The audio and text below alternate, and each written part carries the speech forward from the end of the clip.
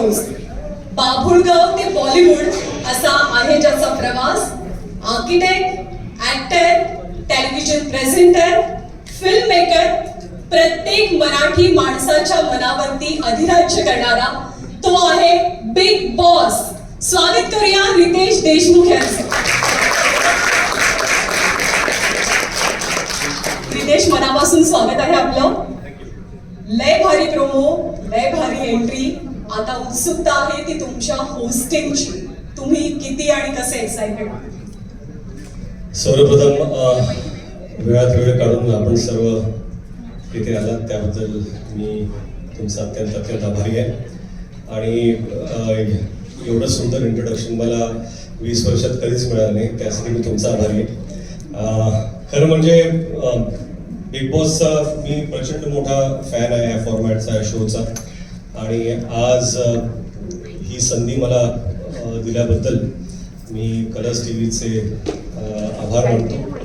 आणि मी प्रचंड एक्सायटेड आहे, कारण का हा माझा आवडता फॉर्मॅट आहे.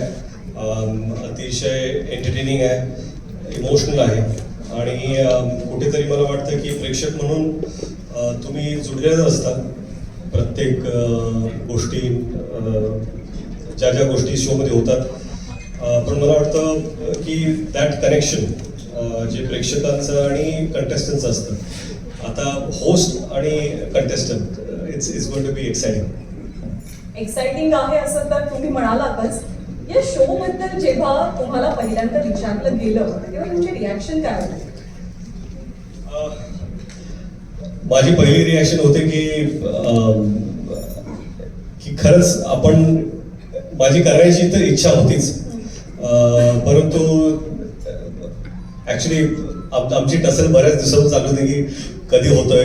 माझा पहिला प्रश्न कधी होतं, मला करायची तर इच्छा आहे, पण कधी होतं हा खरंच फार महत्त्वाचा प्रश्न होता. आणि मला जेव्हा हे सांगण्यात आलं की हा शो ह्या तारखेला होतोय आणि माझ्या 2-3 शूटिंग्स होत्या, पण मी म्हणालो की मी नक्कीच ऍडजस्ट करेन. आणि आय एम एक्साइटेड की 2-3 शूट्स मी अलीकडे पलीकडे पुश केले हा शो करण्यासाठी. होकार देण्याचं एकदम जेन्युइन रिझन किंवा एखादं खूप स्ट्रॉंग रिझन की हो मला हा शो करायचाच आहे? जो एका शोचा फॅन असतो त्याला जेव्हा ही संधी मिळते तो हो म्हणणारच आहे. आणि होस्टिंग बिग बॉस मला वाटतं की ऑपॉर्च्युनिटीपेक्षा जास्त it's an honour. And I am extremely humbled and honoured to be hosting this show. आता एखाद्या टेलिव्हिजन शोचं होस्टिंग करण्याचा तुमचा काही हा पहिला अनुभव, याआधी सुद्धा तुम्ही केलेला आहे होस्टिंग, पण आता बिग बॉस साठी काही स्पेशल तयारी केली आहे? आता तयारी सुरू आमची झालेलीच आहे.